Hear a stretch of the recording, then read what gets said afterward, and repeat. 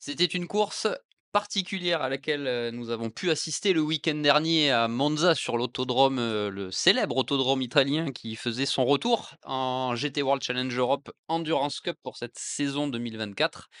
Avec une course, au résultat totalement inattendu puisque c'est une voiture bronze qui s'est imposée au terme de ces 3 heures de course, la BMW M4 GT3 numéro 30 du OQ by Oman Racing, derrière qui se cache Team WRT avec Jens Klingmann, Ahmad Al-Arti et Sam Dehaene, donc une victoire historique dans le championnat, puisque c'était donc la première fois qu'une voiture bronze s'imposait au terme d'une course. On va en parler avec Laurent Mercier qui a vu bah, des changements réglementaires juste avant le départ, puisque pour les raisons qu'on va vous détailler, il a fallu à SRO modifier un petit peu la réglementation sportive de ces 3 heures de Monza. Et au final, la stratégie, les bons coups et les bons choix de Team WRT ont su, offrir cette victoire à la BM numéro 30, mais plus que ça, un doublé, puisque la BMW numéro 32 de Dries Vanthoor, Charles Weerts et Sheldon van der Linde terminent 2e au terme d'un scénario improbable. Salut Laurent, on a assisté vraiment à quelque chose, je pense qu'au niveau pronostic, tout le monde était perdant. Ouais, salut Pierre. Tout le monde était perdant, ouais. Pas forcément que sur la voiture victorieuse, mais même sur le top 5 même, c'est sûr que tout le monde était perdant, ouais. Impossible de savoir effectivement, on sait que d'habitude les courses, GT World Challenge Europe Endurance Cup sont plutôt limpides au niveau de la stratégie, si on peut dire qu'il y a de la stratégie encore dans les courses, on va dire standards. Il faut faire son relais, son arrêt et poursuivre ça et faire ça 2 fois en fait, 2 arrêts sur les courses Bah, normales de 3 heures. Alors que là, tu vas nous rappeler le changement, le principal changement réglementaire de ce week-end. Il y a eu quand même un sacré bouleversement des cartes. si tu te fies, enfin, une fois que tu as vu la course d'hier, tu te dis que toutes les courses qu'on avait avant, elles étaient chiantes à mourir, toutes. Parce que celle d'hier, c'est totalement improbable. Parce que, enfin, on est les premiers à le déplorer, mais ça, c'est pas valable, c'est pas spécifique au Fanatec GT World Challenge Europe, mais il y a de moins en moins de stratégies dans les différents championnats. Tout est arrêté, tout est vraiment fermé et avec le temps, on se demande même si ça vaut le coup d'avoir un ingénieur, si ça vaut pas le coup de mettre la voiture, la mettre sur la piste, s'arrêter quand il faut, repartir. Mis à part ce qu'on appelle vulgairement l'undercut, où on peut arriver à tirer son épingle du jeu et la track position sur une course. Franchement, on va pas dire qu'on se fait chier, mais il se passe pas grand-chose. Alors qu'hier, on était totalement à l'opposé de tout ça. La surprise, c'est que juste avant le meeting, enfin au début de meeting, enfin le promoteur a décidé de changer un petit peu les règles parce qu'on a resurfacé entièrement le circuit de Monza. Donc il dit resurfaçage, dit plus vite, dit plus de consommation. Donc forcément, ça, il y a un petit couac. Il y a aussi le fait que là, il y a une voiture aussi qui consomme un peu plus que les autres. On sait qu'on a des réservoirs FIA qui sont limités à 120 litres. Et donc, vu qu'on a une voiture qui consomme un peu plus que les autres, avec la piste qui a été rendue vraiment plus rapide avec le resurfaçage pour assurer le coup, bah, on a obligé les équipes à faire un troisième arrêt supplémentaire, obligatoire, qui pouvait être fait n'importe quand pendant la course. Pas obligé de changer les pneus, pas obligé de remettre du carburant, mais avec des relais de maximum 50 minutes et 55 minutes s'il y a une neutralisation safety car ou full course yellow. Donc c'est ce qui a rajouté un, un petit peu de piment, un petit peu de piment à la chose, mais on s'attendait pas du tout à un tel final, on s'attendait pas du tout à un tel déroulé, on s'attendait pas du tout à un premier virage dès le départ, et on a un résultat qui est totalement fou parce que, je veux dire, si t'expliques, enfin, comment est-ce qu'on peut expliquer sereinement aux gens que les deux voitures, première et deuxième, se sont arrêtées 7 fois et que la voiture qui termine troisième, elle s'est arrêtée 3 fois. Nous, on le sait parce qu'on l'a suivi, on était sur place. Et quand tu as les écrans, c'est beaucoup plus facile. Mais si le lendemain, c'est-à-dire le lundi, tu vas expliquer, tu dis ouais, les deux BM qui ont gagné, elles sont arrêtées 7 fois. Ah, ok. Et la Ferrari troisième, bah, elle s'est arrêtée 3 fois. Et là, tu dis mais comment c'est possible que deux voitures qui s'arrêtent 7 fois parviennent à mater une voiture qui s'est arrêtée 3 fois? C'est là où justement, il faut être, ingénieur et très bon stratège et c'est là où chez Team WRT, on le savait un peu Laurent, enfin tu vas, je pense me confirmer ça, mais on savait que chez WRT la stratégie est un domaine où ils sont très bons, comme ils sont très bons dans les arrêts au stand en sprint. Bah là, la stratégie, ils l'ont parfaitement maîtrisée et ça a justement permis aux 2 voitures, la 30 et la 32 de pouvoir émerger, en tête, au bon moment, avec, comme tu dis, 7 arrêts au stand alors que la voiture qui termine troisième n'en fait que 3, qui en plus était la plus rapide du week-end. Ah On bon? a vu, bon, depuis les qualifications du dimanche matin où elle a quasiment fait, les 3 meilleurs temps des 3 séances et le début de course où, elle a quand même dominé, la concurrence et on a surtout vu un Alessandro Pierguidi. Alors on connaît l'italien pour sa pointe de vitesse, mais c'est vrai que la Ferrari numéro 51 était diaboliquement rapide en fin de course. C'était, presque étonnant avec des chronos qui sont allés, même plus vite qu'en qualif, on va être très Donc clair. je remplacerai pour ça le mot justement diaboliquement par étonnamment. Donc c'est vrai que c'est pas la voiture la plus rapide non plus qui a gagné, mais pour gagner une course d'endurance, il faut aussi savoir jouer de la stratégie et tout ça, Laurent, part d'une réflexion qui a été menée en amont par du team WRT sur ces fameux 3 arrêts. Comment bien gérer les choses? Certes, la numéro 30, elle n'a pas été accidentée, réellement comme a pu l'être la 32, puisqu'on rappelle que la 32 a fait, les frais de la mêlée du premier virage avec un Lucas Hauer, qui a fait une manœuvre un peu incompréhensible, hein, Ouais, tout seul, hein, on va être très clair, un peu tout sans seul et toucher, qui du coup est allé, mettre un peu voilà je le vais pas bordel. employer le mot, hein, le bordel si on peut. Alors le bordel, le bordel au premier virage et parmi les victimes et la principale, hein, presque puisque c'est celle qui a fini, presque dans le mur, c'était la BMW 32 et en fait à partir de là, Team WRT a calqué les 2 voitures sur un choix stratégique, alors qui paraît c'est osé au départ, mais les 3 arrêts, les plus longs ont été effectués pour ces 2 voitures dans les 3 premiers tours. Donc en fait, ils se sont presque évacués les 3 arrêts obligatoires, on va dire et ensuite, ils ont pu raccourcir tous les différents arrêts en profitant des nombreuses neutralisations, Laurent, parce que ça a été aussi un autre fait marquant de la course, c'est qu'il y a eu beaucoup de neutralisations dans cette épreuve, dont notamment évidemment la séquence initiale. Et ensuite, on a eu plusieurs incidents qui ont contraint la direction de course à déployer le full coursier ou la voiture de sécurité.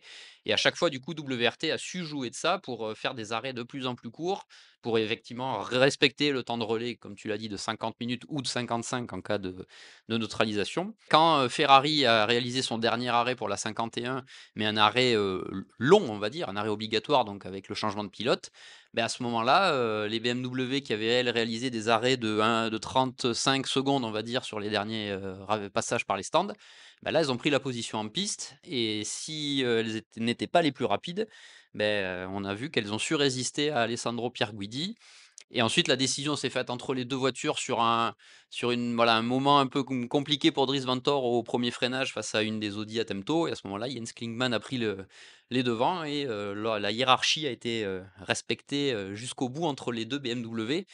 Mais Laurent, Team WRT, on peut dire, maître S stratégie pour le coup. Après, ça c'est pas une nouveauté, hein, on l'avait déjà connu dans le passé, on se souvient, d'une course, c'était un championnat qui s'appelait encore Blancpain à l'époque à Silverstone il y a quelques années.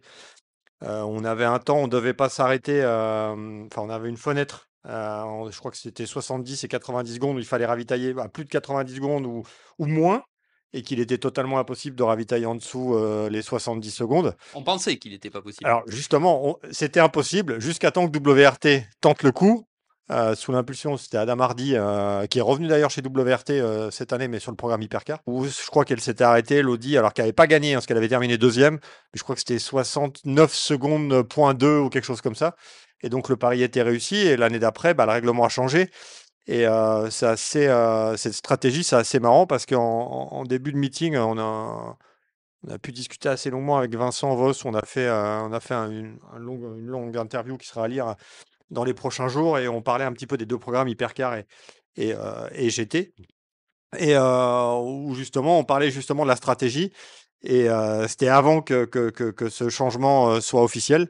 Donc là, on n'en savait rien. Et enfin, moi, je lui faisais remarquer, je lui dis, écoute, on a quand même l'impression qu'au début, enfin, c'est pas une impression, c'est même sûr, vous battiez tout le monde au niveau des arrêts, au niveau de la stratégie, parce que ben, vous trouviez des choses. On se souvient d'un arrêt technique aussi aux 24 heures de Spa il y a pas mal d'années, qui avait été parfaitement maîtrisé. Et là aussi, le règlement avait changé et qu'on changeait un petit peu les règles parce que WRT arrivait à tirer son épingle du jeu, à bien comprendre et avoir une vision bien claire du règlement sportif et que là maintenant on cloisonne tout et que même WRT les autres équipes se sont mis aux arrêts, ont progressé, ont embauché du personnel et arrivent à matcher WRT. On l'a vu en sprint, on l'a On vu en l'a sprint, on l'a vu comme notamment Pouillou aussi, là hein, c'était par effectivement et exemple. c'était au Ouais. niveau de la vitesse d'exécution, mais là, c'est sûr on parle effectivement plus de stratégie. Là où il faut un peu se creuser la tête vraiment en dernière minute et tout, WRT a été juste magistral pour plusieurs raisons.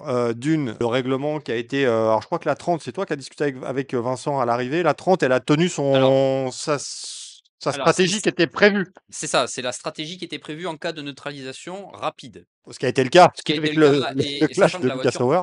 la voiture part 29e, c'est ça aussi. Mmh. C'est quasiment la position de départ pour un vainqueur la plus éloignée, quelque chose, C'est, de ce équivalent, je style. crois. Voilà. Effectivement, WRT a et je pense, c'est pas que WRT, mais évidemment que les équipes, une fois, cette règle, gravée dans le marbre par SRO, ont forcément étudié différents, scénarios pour aborder la course. Parce que là, effectivement, ça changeait quand même largement la donne, du fait des relais plus courts, du fait de cette règle également du troisième arrêt, obligatoire. Et WRT a évidemment, bien calculé son coup selon qu'il y ait une neutralisation, selon que ça roule sous drapeau vert. Et la 30, effectivement, elle, est restée sur ce qui était prévu en cas de neutralisation rapide. Et bah, on a vu que bah, c'était une bonne stratégie mise en place avant la course. C'est pas une adaptation comme ça aurait pu être le cas si le scénario de la course avait été sous drapeau vert. Voilà. Là, ils ont effectivement respecté leur tableau de marche. Et c'est aussi, vous pouvez le lire sur le site, c'est aussi un petit peu ce qu'on dit, c'est que certes WRT a fait 7 arrêts pour la voiture lauréate, a gagné, mais Ferrari et AF Corsia en faisant 3 arrêts sont pas loin de gagner non plus, donc preuve que différentes stratégies pouvaient amener à la victoire, hier sur cette course. Mais là, au moins WRT a fait un choix très osé. Il y avait rien à perdre de toute façon pour la 32 qui s'est retrouvée tankée dès le premier virage. On a pu, où Sheldon a pu rentrer, on a changé de pilote, on s'est arrêté au tour d'après. Enfin, on a bien joué. Donc ça, c'était plutôt bien joué. Enfin, c'était vraiment bien joué sur la stratégie. L'autre chose aussi quand même qu'il faut signaler par rapport à WRT, ça c'est pas la première fois, c'est que on n'a pas en fin de course laissé passer, on n'a pas eu de consigne d'équipe pour que Jens Klingmann se fasse passer par Dries Vanthoor. On l'avait déjà vu à Brands Hatch, et ça c'est quelque chose d'ailleurs que Vincent a évoqué quand on a discuté. Peut-être qu'en fin de saison, il manquera quelques points à cette numéro 32 pour être championne en sprint. Mais si on se souvient à Brands Hatch, où il y avait Valentino Rossi qui était face à Charles Weerts, où Charles est resté derrière Valentino, qui lui ne dispute pas l'intégralité du championnat, donc n'avait aucun intérêt au final à rester devant. Et bah, Charles n'a pas pu passer, il est resté derrière, on n'a pas fait changer les positions pour autant. Donc le fameux We Are a Team de WRT, bah, ça s'applique et c'est une voiture en bronze qui gagne. Et quand on voyait quand même le visage de même de l'autre équipe et tout à l'arrivée, on était content que cette voiture, en fait, elle gagne avec Sam Dohan, avec Jens Klingmann et avec Ahmad Al-Arti. Oui, qui est une voiture cliente en plus, parce que Ben, elle n'est pas sur le engagée. papier, ce n'est pas une voiture engagée sous Exactement. l'appellation Team Et WRT. c'est pas une caisse pro, donc Ahmad Al-Arti et Sam Dohan, ils payent. Donc ils payent pour rouler, ils payent pour faire rouler Jens Klingmann. Et Jens Klingmann à l'arrivée, qui est quand même un pilote officiel BMW, il se demandait même ce qui lui arrivait. Il se dit merde, déjà on a gagné ou on a gagné quoi? On a gagné en bronze? Non, non, on a gagné au général. Donc ça, c'est quand même quelque chose de beau parce que déjà c'est la première fois que ça arrive. Ça arrive. Et aussi la nuance, c'est que la 32 marque les points quand même globaux en pro. Oui, oui, oui, Il y mais a il y a ça quand même, aussi. il y a quand même une victoire au général. Maintenant, il est vrai que cette BMW, comme tu l'as dit, elle est pas engagée sous le nom WRT, mais sous le nom OQ Bioman Racing, enfin Bioman. Donc ça, c'est quand même quelque chose qu'il faut souligner. À une époque, quand même, on a beaucoup de consignes d'équipe et tout. Bah, là, on a laissé jouer les pilotes tant qu'ils s'accrochent pas entre eux, quand même. Toute cette stratégie mise en place, ça a un petit peu surpris un petit peu tout le monde. Maintenant, il n'y a pas que WRT qui a bien joué. F Corset est resté sur une stratégie, mais comme disait Pierre Goudy à l'arrivée, il dit bah, ils ont juste été plus forts que nous. Et c'est vrai, rien n'empêchait F Corset de changer de stratégie. Je pense que. C'est Donc, un résultat important parce qu'il reste clairement dans la course pour le titre, exactement, ouais. puisqu'il y a 3 points d'écart entre Ouais. les leaders du championnat qui demeurent l'Aston Martin numéro 7 comme to you des lauréats des 24 heures de Spa, Marco Sorensen, Niki Tim et Mattia Drudi, qui eux ont connu une course malheureusement sans, hein, avec quelques soucis Électronique, électroniques ouais. ouais, ouais, et qui ont fait un 0 pointé, mais ils restent en tête avec 54 points, et derrière avec 51 points. On a Alessio Rovera et Alessandro Pierguidi. Donc, et du coup, cette Audi de Trésor Attemto est également 51 points. Donc cette quatrième place pourra compter peut-être dans quelques semaines pour la finale de Jeddah. Oui, oui, c'est sûr. En plus, il y aura des points, plus de points parce Plus de que c'est points, une course de 6 coefficient heures différent, donc, à effectivement. distribuer. Maintenant, donc là, on signale la bonne perte, la quatrième place de l'Audi Trésor Attemto. C'est le cas aussi de la Mercedes de Boutsen VDS, hein, qui termine quand même sixième, qui était très, très, très loin en début de course, hein, avec Thomas Drouet, Maximilian Goeth et Sergio Sette Camara qui faisaient ses débuts en GT. Là, c'est la même chose. La BMW aussi de Century Motorsport aussi, qui termine septième. Et puis la Porsche Pure Racing. Donc, toutes ces voitures-là, au final, qu'on n'a pas trop vues, elles ont profité aussi des boires des autres. Parce que c'est quand même, ce qui est quand même assez rare, c'est qu'on avait, enfin, pas d'avoir plus de 50 voitures au départ, parce que ça, c'est sur toutes les courses endurance. Mais on a quand même qu'une trentaine, 30 et quelques voitures à l'arrivée, 37 voitures qui sont classées. Et sur une course de 3 heures, c'est quand même assez rare. On a l'impression d'être sur une course de 24 heures Ouais, c'est ça. en termes de voitures à l'arrivée. Mais maintenant, bon, et c'est sûr que notre ami Lucas Sauer a fait un peu du petit bois au premier virage. Donc ça, évidemment, ça a été un petit peu compliqué. Bon, il a été pénalisé pour ça. Et après, Ouais, bah, il y a eu d'autres perdants, chez Mercedes, on pense à la numéro 2 Godspeed, où évolue notamment Jules Gounon, elle qui a fait encore abandonné une très course tôt. sans, avec un Bah, c'était une abandon, saison sans, hein. une saison sans, ouais, peut-être, malheureusement pour Jules, en GT World Challenge Europe Endurance. Et c'est vrai que le début de course a été un peu compliqué avec beaucoup d'accrochages et aussi la neutralisation du 1er tour, Laurent, avec un accrochage à la 2e chicane, hein, où était notamment impliquée la 2e voiture De de Boutsen. Boutsen VDS, ouais. Ouais, qui avait toujours marqué des points depuis le début de saison. Et là, Ouais, pour la Silver Cup, ouais, là, ça, c'est un là, coup, ça le fait pas trop. un petit coup d'arrêt. Donc, ouais, donc ça, bon, niveau stratégie, c'était plutôt bien joué. Alors après, est-ce qu'il faut regretter ou pas d'avoir de changer le règlement, mais bon, il n'y avait pas forcément de solution. Maintenant, c'est quand même dommage avec des voitures, je sais pas, qui sont quand même homologuées FIA et qu'on puisse pas faire de ravitaillement, enfin, qu'on puisse pas aller un peu plus loin et tout. Bon, voilà.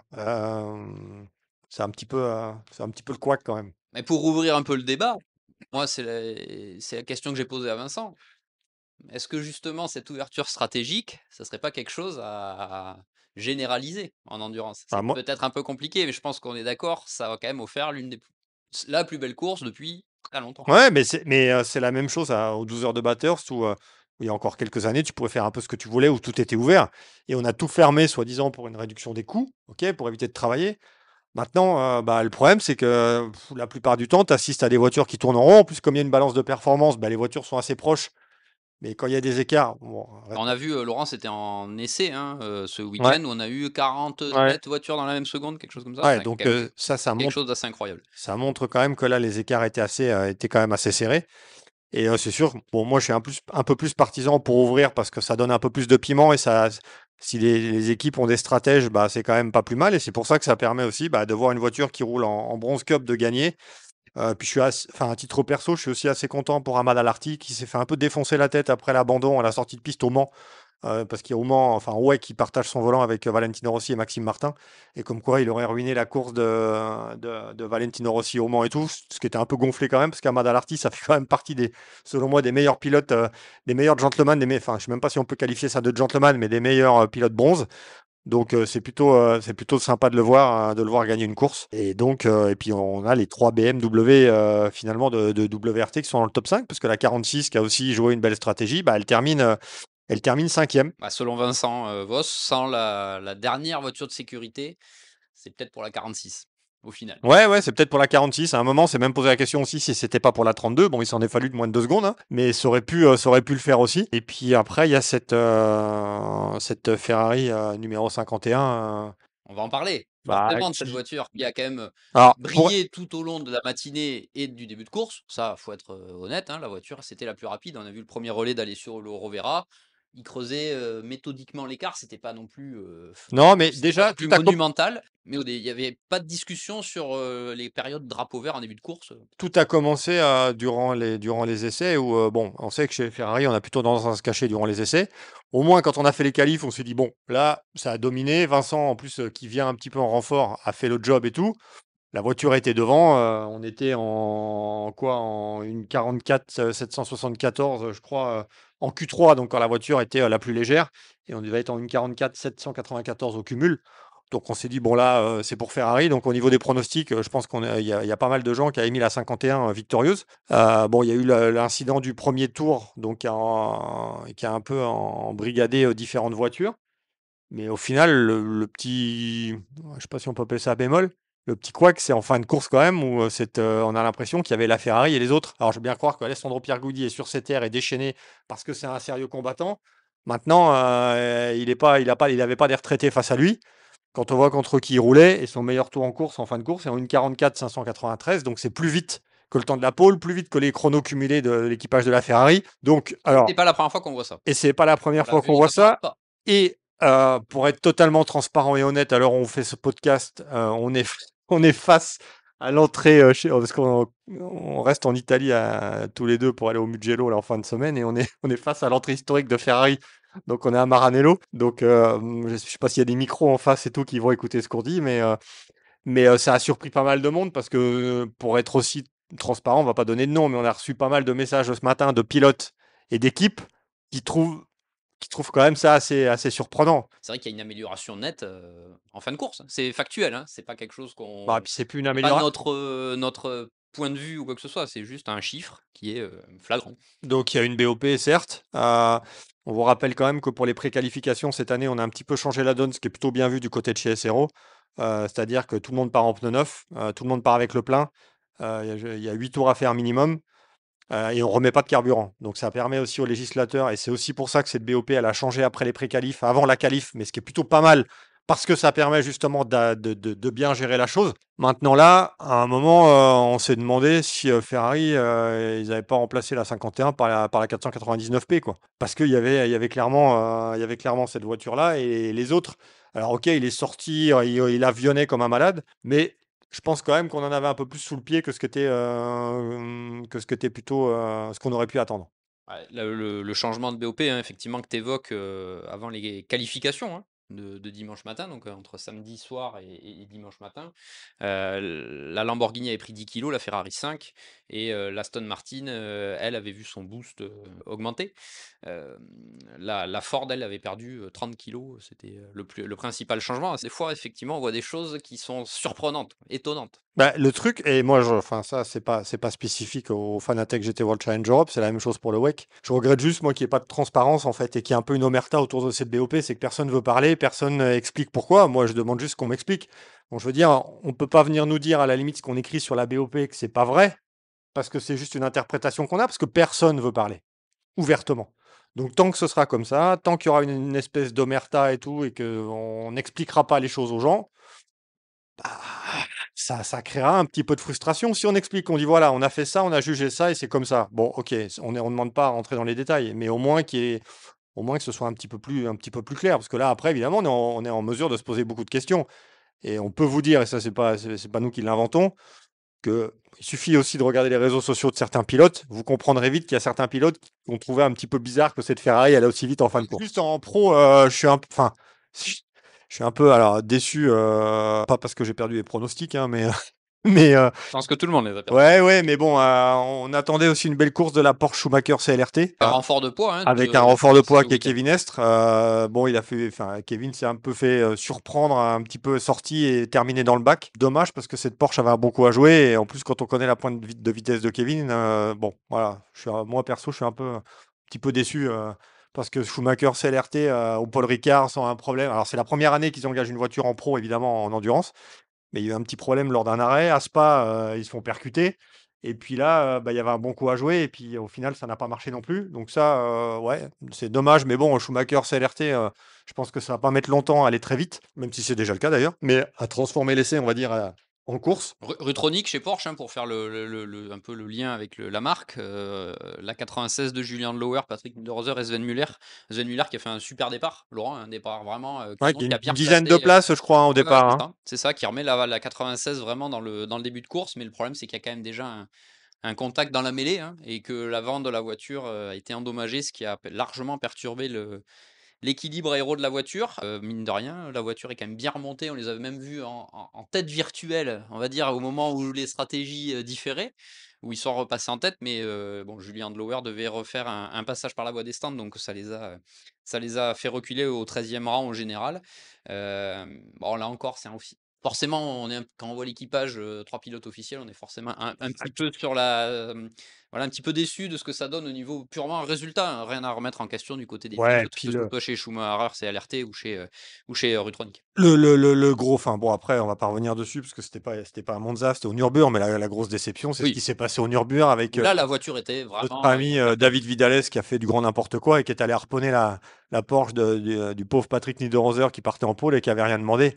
Donc ça, bon, c'était un peu, ça, c'est un peu dommage, mais ça, c'est sûr que, bon, c'est un point aussi. Les Mercedes aussi, hein, qui sont passés totalement à côté de la course. À part celle de Boutsen VDS, finalement, là, qu'on n'a pas vu en début de course, mais la numéro 9. Mais sinon, bah, les autres, Mercedes, qui n'a jamais gagné à Monza en GT World Challenge Europe. Je crois que le meilleur résultat, c'est une deuxième place en 2021. Ça, c'est un petit peu dommage. Du côté de Lamborghini, je pense qu'on peut le dire aussi. Je pense que Grasser a encore mis une petite fessée à Iron Lynx. Ça devient un peu une habitude. Bah là encore, c'est pas une question de pilote chez Iron Lynx. Bortolotti, Pulcini, Mortara, c'est bon, ça, je pense que c'est pas mal. Il y a certes l'équipage a changé du fait du clash de date avec l'IMSA, mais bon, ça reste quand même trois pilotes officiels qui connaissent bien la Lamborghini. Et c'est Bah, vrai qu'encore une fois, bah, Grasseur, on voit que le retour en pro, bah, je pense que c'est tout bénef pour la marque. Je pense qu'Iron Lynx, ça marchait mieux quand c'était AF Corset qui faisait la voiture, hein. C'était un peu en termes de perfo et en termes d'équipe et tout, c'était quand même là, c'est un peu compliqué, hein. Le week-end a été compliqué des deux côtés de l'Atlantique en GT pour Iron Lynx. On a Ouais. vu malheureusement la Lamborghini numéro 19 éliminée très rapidement à Indianapolis. Et on peut peut-être un petit mot sur la Ford aussi, qu'on n'a pas vu beaucoup, enfin qu'on n'a pas vu beaucoup du week-end, début de week-end, parce qu'il y a eu une casse moteur sur cette Mustang En essai privé, hein. en essai privé, donc on a changé le moteur. On a changé la BOP aussi, parce qu'elle a gagné 30 kilos. 30 kilos, ce qui est quand même pas rien. Et en course, la Ford Mustang, c'était un avion. Ouais, bah, En VMAX, hein. oui, oui, Donc oui. Bah, évidemment, ça va vite. on sait que on l'a vu au Mans, hein, Laurent. On l'a vu au Ouais. Mans en LMGT3. La caractéristique du circuit et forcément les caractéristiques de la voiture se matchaient bien. Donc, avec les longues lignes droites et les phases à pleine charge, c'était plutôt intéressant avec le podium, hein, pour la voiture aux 24 heures du Mans. Bon, là, sur un circuit avec certaines similitudes, des longues lignes droites, pleine charge, c'est sûr que la Ford s'est révélée plutôt à son avantage. Bon, il en manque encore un peu, mais on sait que c'est la première année de la voiture. Proton est sur un programme ultra chargé entre l'IMSA, le GT World Challenge. Il faut continuer à apprendre la voiture.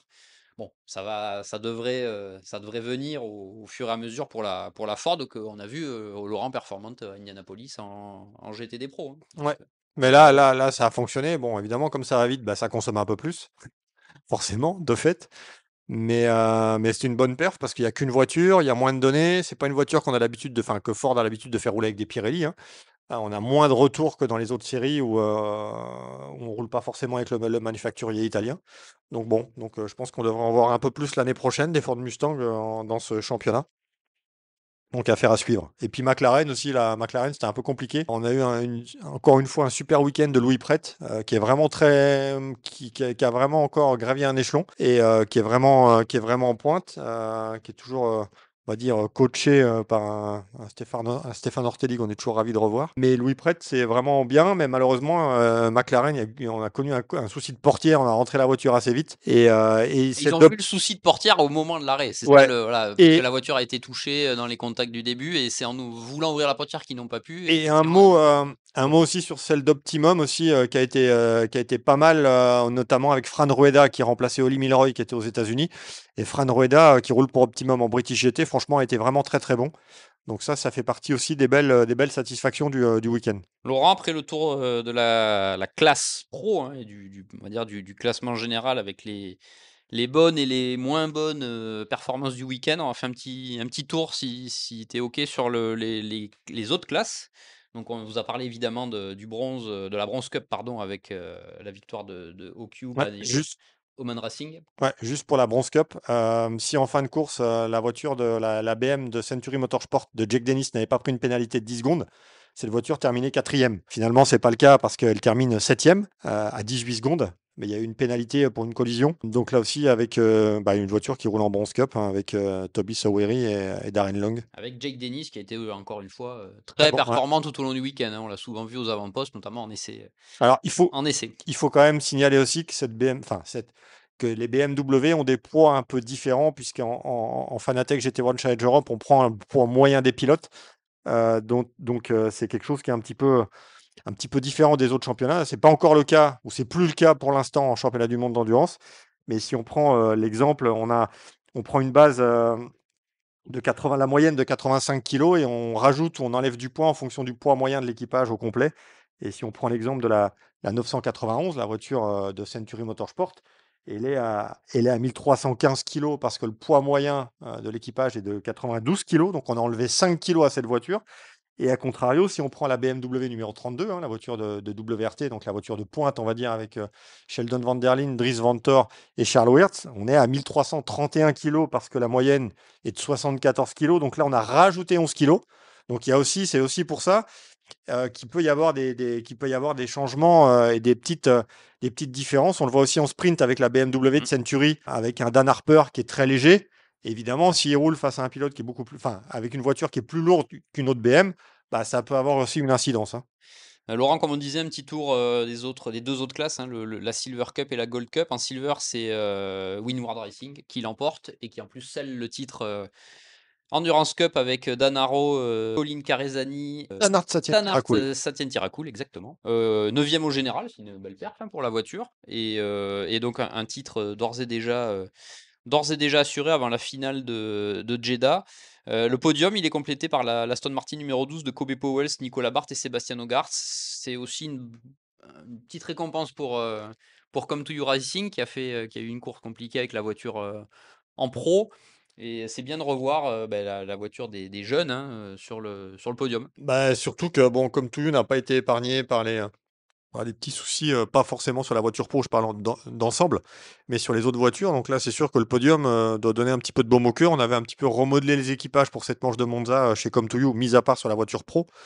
Donc ouais, c'est plutôt sympa aussi de voir cette Aston Martin sur le podium de la classe. Et la dernière place du podium en silver pour Romain Leroux, Lorcan Anafine et Maxime Robin sur la Aston Martin numéro 35 Mais, Valkenhorst Motorsport. mais d'une façon générale, on a pu voir dès les essais, les Aston étaient là, hein. Oui, Toutes les bien sûr. Aston, hein. Toutes les Aston étaient là. Après, évidemment, on sait que les Aston Martin Vantage GT3, elles aiment pas spécialement la chaleur. Bon, il a pas fait une température de fou, mais c'est sûr que quand on a une température de piste qui est au-dessus les 40 degrés, c'est un petit peu plus compliqué pour les Aston. Et donc pour terminer la Gold Cup, Laurent, avec les concurrents pour le titre ont tous eu des problèmes.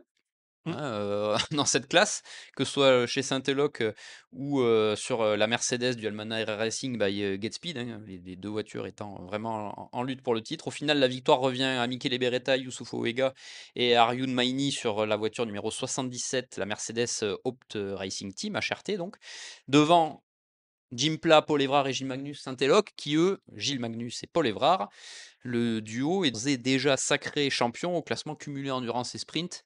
Bon, au vu des résultats, Laurent, ça reste la logique pour Saint-Eloc en Gold Cup. Ils ont été là, que ce soit en sprint évidemment, donc là en endurance, toujours présent. Donc c'est une belle récompense pour l'équipe stéphanoise et le podium en gold qui est complété par l'Aston Martin numéro 21 Come to You de Mathis Lismon, Job van Nuitert et Charles Clark.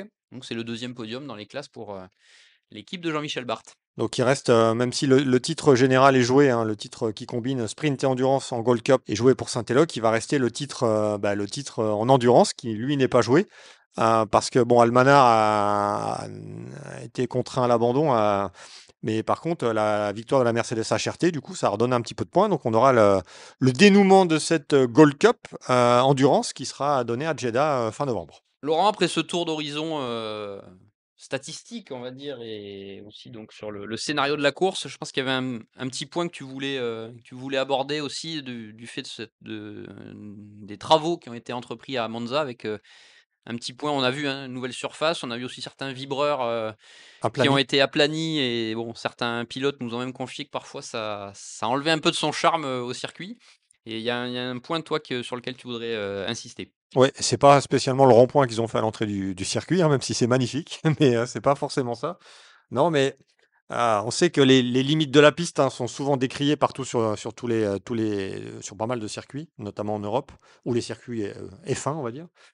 Et que tout le monde prône un petit peu pour un retour des bacs à gravier, ce qu'on a un petit peu à Monza aussi.